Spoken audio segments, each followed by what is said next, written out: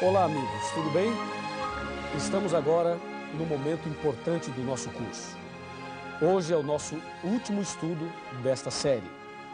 Mas esse tema não termina aqui, esse curso não para por aqui. Você pode fazer muito mais, se aprofundar muito mais e conhecer muito mais a palavra de Deus. O tema de hoje é o fim do grande conflito. E dentro desse tema estudaremos a volta de Jesus. Apocalipse capítulo 21, versículos 1, 2, 3 e 4 diz: Vi novo céu e nova terra, pois o primeiro céu e a primeira terra passaram, e o mar já não existe. Vi também a cidade santa, a nova Jerusalém, que descia do céu da parte de Deus, ataviada como noiva adornada para o seu esposo. Então ouvi grande voz vinda do trono dizendo: Eis o tabernáculo de Deus com os homens. Deus habitará com eles. Eles serão povos de Deus, e Deus mesmo estará com eles. E lhes enxugará dos olhos toda lágrima, e a morte já não existirá. Já não haverá luto, nem pranto, nem dor, porque as primeiras coisas passaram. E aquele que estava sentado no trono disse: Eis que faço novas todas as coisas. E acrescentou: Escreve, porque estas palavras são fiéis e verdadeiras. Querido amigo, querida amiga, meu irmão e minha irmã, em breve Jesus vai voltar. Apocalipse 1, verso 7 diz: Eis que vem com as nuvens e todo olho verá. Lá em São Mateus capítulo 24, os discípulos conversando com Jesus perguntaram, interrogaram da seguinte maneira. Mateus 24, verso 3. No Monte das Oliveiras achava-se Jesus assentado. Quando se aproximaram dele os seus discípulos, em particular, e lhe pediram: Quando sucederão essas coisas? E que sinal haverá da tua vinda e da consumação do século? A pergunta aqui envolve duas questões. A primeira é quando? E a segunda, que sinais haverão ou haverá? É o que nós vamos ver agora. Alguns desses sinais e também vamos saber a resposta da pergunta quando. Essa pergunta quando envolve tempo e os sinais envolvem os acontecimentos. Então, por favor, me acompanhe nesse raciocínio. A palavra de Deus apresenta então a pergunta, o questionamento dos discípulos. Quando sucederão essas coisas? A primeira pergunta é quando, e a resposta está no verso 36 de Mateus 24. Jesus respondeu claramente: mas a respeito daquele dia e daquela hora, ninguém sabe, nem os anjos do céu, nem o Filho, mas somente o Pai. Ou seja, o dia da volta de Jesus não foi revelado ao homem. O ser humano não sabe, somente Deus sabe. E Deus não nos revelou o dia sabiamente, porque se Ele revelasse o dia da volta de Jesus, as pessoas deixariam para se preparar na última hora. E aí o preparo não seria por amor, e sim por medo ou por desespero. Aliás, existem três grandes acontecimentos na vida do homem que nós não sabemos o dia, nem a hora, nem o mês e nem o ano. Primeiro, o dia da morte. Ninguém sabe o dia que vai morrer. Segundo, o dia do fechamento da porta da graça. Também ninguém sabe. E terceiro, o dia da volta de Jesus. É ou não é? Agora, com respeito aos sinais, Jesus deixou vários sinais. Aqui em São Mateus, também em outras partes da Bíblia. Por exemplo, Jesus falou que a ciência se multiplicaria. Está lá em Daniel capítulo 12. Hoje, você pode ver o conhecimento crescendo cada vez mais e a tecnologia também. Por exemplo, você está me assistindo agora numa fita VHS, ou num DVD, ou num VCD, no computador, ou na televisão. De alguma forma você está assistindo esse estudo bíblico. Isto é o crescimento da ciência. Veja, eu estou aqui falando a você e muitas pessoas, milhares e milhares e milhares, estão ouvindo a mesma mensagem. Pela televisão ou, quem sabe, somente ouvindo a voz. É o que diz a Bíblia, a ciência se multiplicará. Ciência no sentido de conhecimento e ciência no sentido de tecnologia também. Jesus também disse que a fome seria algo muito forte nos últimos dias. A fome. No Brasil, tem esse projeto do Fome Zero. Eu quero dizer que o projeto tem o seu lugar e todos nós devemos combater a fome. Porém, a profecia diz que as pessoas estariam passando fome e morrendo de fome. A fome é também um sinal da volta de Jesus. A miséria, a desnutrição, essa situação terrível. Sabe, hoje, mais de 800 milhões de seres humanos passam fome no mundo, muito mais que isso. Essa informação que estou dando é uma informação que já tem que ser atualizada. Mais de 800 milhões de seres humanos passam fome no mundo.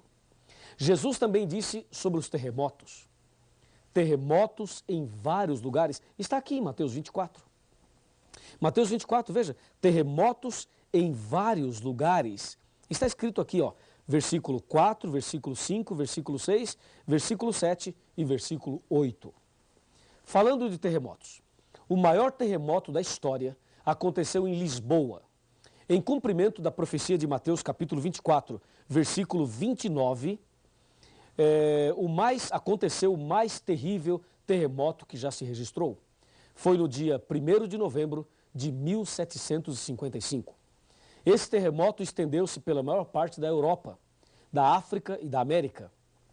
Foi sentido até na Groenlândia, nas Índias Ocidentais, na Ilha da Madeira, na Noruega, Suécia e Grã-Bretanha e também na Irlanda. Esse terremoto abrangeu uma extensão de mais de 10 milhões de quilômetros quadrados. Esse foi o maior terremoto que se tem notícia. A cada ano, temos cerca de 6 mil grandes terremotos a mais no mundo. Nos últimos 90 anos, tivemos 1,5 milhão de terremotos, terremotos grandes e terremotos pequenos. O terremoto do Japão, do México, dos Estados Unidos, são terremotos que se destacam. O que dizer da violência? Jesus também falou que a violência seria um sinal do fim, seria um dos sinais da volta de Jesus. A violência em todas as suas áreas, as drogas, que são fatores de violência. O que dizer das doenças, das pestes? Os hospitais estão lotados, as clínicas também. Talvez você que está me assistindo agora tenha na família alguma pessoa doente. Talvez você mesmo esteja passando por uma situação dessa. Pestes.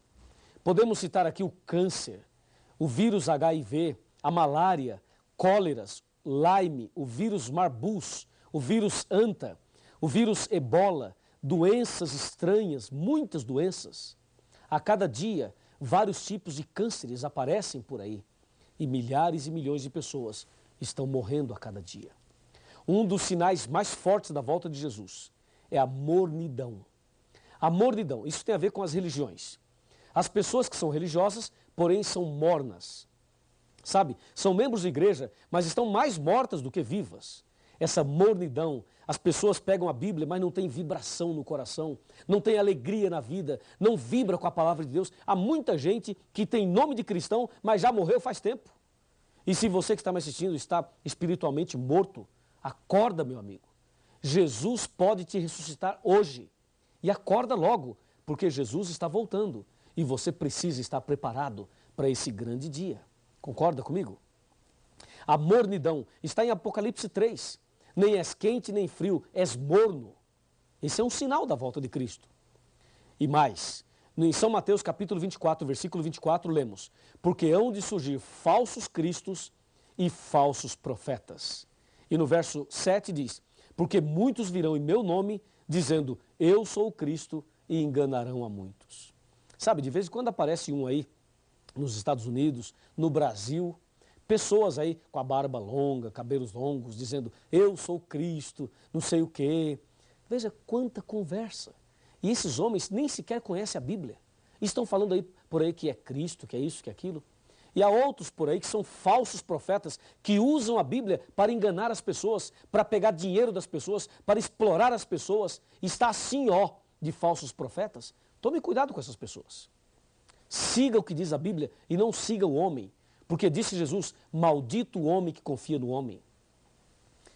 Jeremias 17, versículo 5. São sinais dos tempos.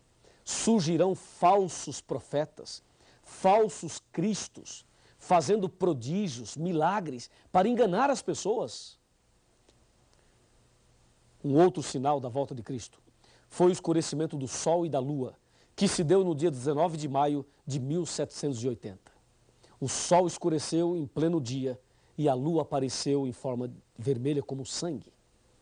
Um outro sinal é a queda das estrelas, conforme diz Mateus capítulo 24, versículo 29. Isto aconteceu no dia 13 de novembro de 1833. Isso ocorreu nos Estados Unidos, na América e também na Europa e em vários lugares do mundo. As estrelas começaram a cair por volta de 11h30 da noite, estrelas cadentes, meteoritos, em grande quantidade, como se fosse o fim do mundo. Mas não era. Era mais um sinal da volta de Jesus. Guerras. Guerras e rumores de guerras. Na Primeira Guerra Mundial, 20 milhões de pessoas morreram.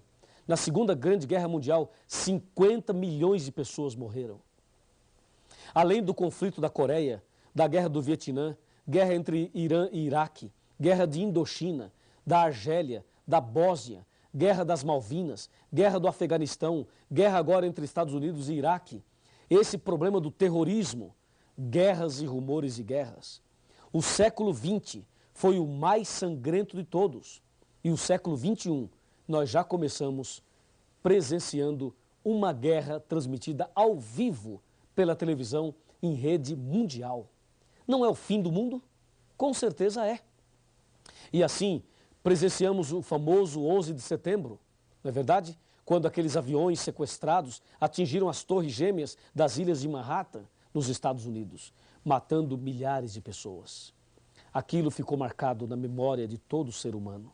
Mas não somente aquilo, a retaliação, o retorno americano a esses países supostamente envolvidos na guerra, e assim, pessoas simples, pessoas comuns, crianças, mulheres, são atingidas nestas terríveis guerras.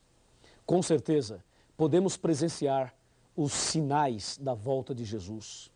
Jesus está voltando, amigo. Em breve, Cristo aparecerá nas nuvens dos céus. E a Bíblia nos adverte.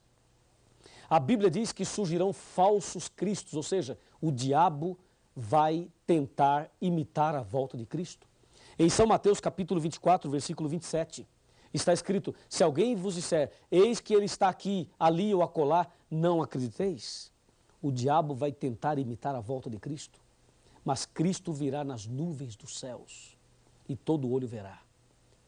Ele virá de uma forma visível. O diabo, quando aparecer por aí imitando a volta de Cristo, ele vai andar na terra, vai fazer alguns milagres por aí e não será visto por todos ao mesmo tempo, a não ser pela televisão. Mas isto está errado. Jesus aparecerá nas nuvens dos céus, todo olho verá e Jesus não vai pisar na terra. Vejamos alguns detalhes importantes. Detalhes importantes sobre a volta de Jesus, ok? Me acompanhe aqui nesse raciocínio aqui. Primeiramente, quando Jesus voltar, ele virá em corpo visível. Segundo, nas nuvens dos céus. Terceiro, com todos os anjos. Quarto, todo olho verá. Quinto, não pisará na terra. E sexto, virá com poder e muita glória. E grande glória. Quando Jesus vai voltar? Guilherme Miller disse que Jesus voltaria em 1844. Jesus não veio. Depois, a Sociedade Torre de Vigia disse que Jesus viria em 1914. Jesus também não veio. Teve a Primeira Guerra Mundial. Depois, o padre Cícero do Juazeiro e Nostradamus falaram que 1000 chegará e que de 2000 não passará. Erraram feio, porque já passou 1000 e já passamos do ano 2000. Estamos em 2004. E Jesus não veio. E o que Jesus mesmo disse? Jesus disse: o dia e a hora ninguém sabe. Para que voltará Jesus? Primeiro, para buscar aqueles que o aceitarem como Salvador pessoal. Que bênção. Segundo, para dar fim ao sofrimento. Terceiro, para prender Satanás. E quarto, para estabelecer o seu reino eterno. O que acontecerá quando Jesus voltar? Haverá a morte dos ímpios, haverá o arrebatamento e a transformação dos justos, haverá a ressurreição dos que morreram em Cristo, tudo que há na terra será destruído e a terra ficará vazia e escura por 1000 anos. É preciso entender não somente isto, mas é preciso entender mais. Me acompanhe agora para a parte final deste importante estudo. Vamos comigo. Você agora sabe como será a volta de Jesus. E você também sabe o cuidado que deve ter com os falsos cristos e os falsos profetas. Então, quais são os passos que você deve dar para estar preparado para a volta de Jesus? São 5 passos. Me acompanhe. O primeiro passo que você deve dar, primeira decisão, é estudar a Bíblia Sagrada. E isso você está fazendo. Segundo passo, aceitar Jesus como Salvador pessoal. E isto você também já aceitou. Terceiro passo, aceitar e guardar os 10 mandamentos. Eu creio que você também já aceitou isto. Quarto passo, ser batizado. Ser batizado na igreja verdadeira. E último passo, permanecer firme na fé, aconteça o que acontecer, até o fim. Repetindo, estudar a Bíblia, aceitar Jesus, guardar os 10 mandamentos, ser batizado e permanecer firme na fé. Você gostaria de dar esses passos todos? Com certeza sim. Aí, Jesus vai voltar nas nuvens dos céus. Quando ele voltar, vai nos levar para o céu. O povo de Deus vai para o céu. Os ímpios irão morrer. Aí vai passar 1000 anos. Depois dos 1000 anos, vai descer do céu a cidade santa, a Nova Jerusalém. Aí os ímpios que ficarem mortos ressuscitarão. E no final do milênio haverá então a sentença final. Para o grupo da direita, Jesus vai dizer, vinde benditos de meu Pai. Para o grupo da esquerda, Jesus vai dizer, apartai-vos de mim. Naquele momento, cada ímpio, cada pessoa que vai se perder, poderá assistir o filme da sua própria vida.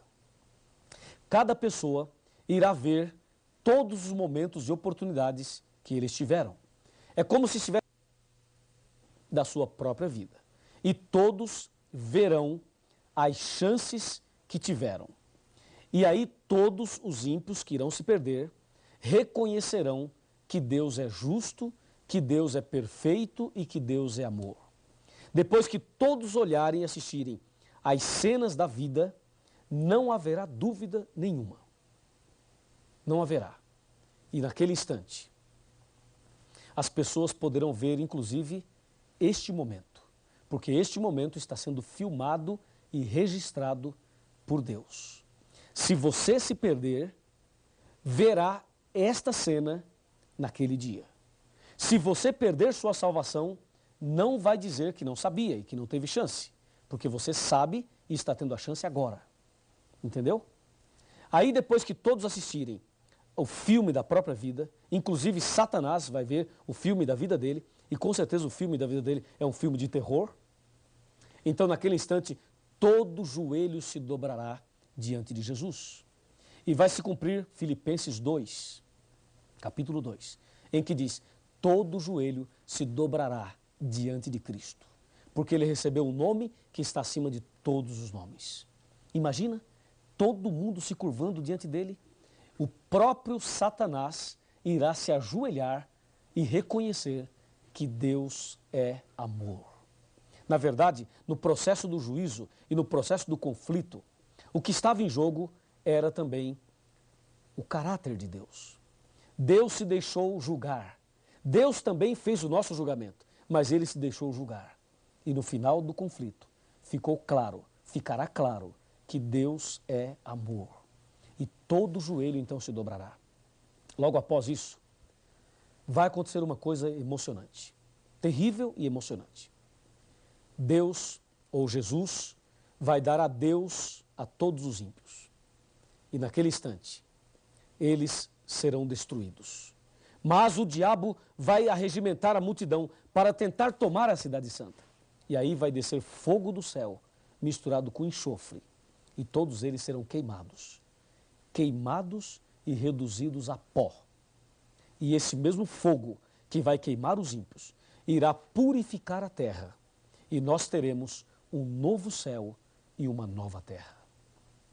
Quando os ímpios forem queimados, provavelmente terá alguém que nós conhecemos, alguém que nós amamos, pode ser um pai, uma mãe, um marido, a esposa, um filho, uma filha, uma pessoa querida por você. Pode ser que uma dessas pessoas esteja do lado de fora. E pode ser que você esteja do lado de dentro. E esta pessoa pode estar sendo queimada lá. Eu pergunto, será que você vai ficar feliz dentro da cidade santa, vendo o seu parente sendo queimado? Com certeza não. Com certeza nós vamos chorar. Eu vou chorar. Você vai chorar. E eu acredito mais. Acredito que Jesus também vai chorar. Porque diz a Bíblia que Deus não tem prazer na morte do ímpio. Não tem. E naquele momento vai se cumprir Apocalipse 21, versículo 4, que diz: e Deus enxugará dos seus olhos toda lágrima, a última lágrima, e a morte já não existirá. Já não haverá mais pranto, nem clamor e nem dor. O conflito chegou ao seu final.